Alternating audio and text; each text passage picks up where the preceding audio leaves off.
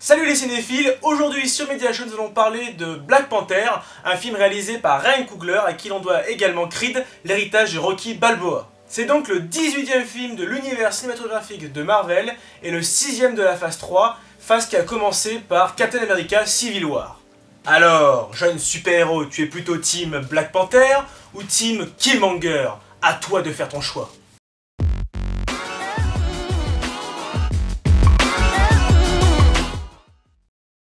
L'histoire. Après les événements tragiques survenus dans Captain America Civil War, à savoir la mort de son père, T'Challa retourne au pays du Wakanda, une nation africaine technologiquement avancée, afin de lui succéder. Mais les ennuis se multiplient lorsqu'un vieil ennemi ressurgit, menaçant non seulement le destin du Wakanda, mais celui du monde entier. La critique. Globalement pour moi, Black Panther est une véritable réussite puisque ce dernier offre son lot d'originalité tant dans son scénario que dans sa direction artistique.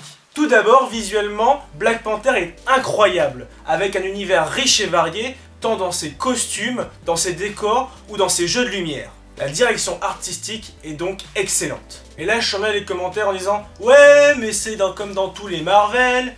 Eh bien non. En effet, la majorité des adaptations Marvel ont recours aux effets spéciaux et à la magie pour impressionner les spectateurs durant les scènes d'action. Dans Black Panther, on est complètement sur autre chose. En effet, Ryan Coogler nous offre une mise en scène plus dynamique avec des combats violents et spectaculaires où les personnages n'auront que leur force à l'état brut pour se défendre.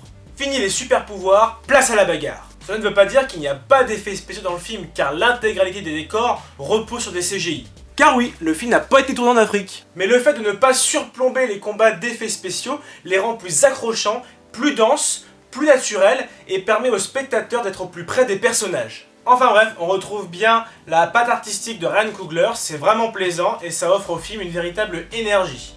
Seul petit bémol pour la mise en scène, c'est pour moi la musique, ça reste subjectif, mais le mélange de rap et de musique africaine ne m'a pas trop plu, on va dire. Malgré cela, ça reste quand même assez cohérent avec l'univers du film. Donc le film offre son lot d'originalité dans sa direction artistique, et c'est également le cas dans sa structure scénaristique. Habile ce Ryan Coogler. Fini l'histoire qui est constamment sur des rails. Ici, Ryan Coogler offre une véritable richesse à son film avec un mélange de registres assez impressionnant. On aura donc le plaisir de voir des courses-poursuites, des scènes d'infiltration un peu comme à la James Bond, des scènes de rue, des combats au poing pour faire référence à son dernier film Creed, mais également la sauce Marvel avec des combats titanesques pour faire plaisir aux spectateurs et aux producteurs. Avec cette touche de sauce Marvel, il manque plus que la salade tomate-oignon quoi. Par ailleurs, le film regorge de rebondissements parfois inattendus et permettent à l'histoire d'avoir un excellent rythme. Enfin, le film bénéficiera, comme dans tout Marvel, d'une touche d'humour, cette fois-ci maîtrisée et parfaitement utilisée. Le seul bémol, comme dans tout Marvel une nouvelle fois, c'est le côté dramatique qui manque un peu. On a donc une histoire entraînante et vraiment bien travaillée. Finissons par les personnages et le casting. Un autre point positif, c'est que le personnage de Black Panther est très bien introduit puisque Ryan Coogler prend vraiment le temps de le présenter sans nous assoupir, de ses origines à son apogée. Et dans sa globalité, l'ensemble des personnages est attachant.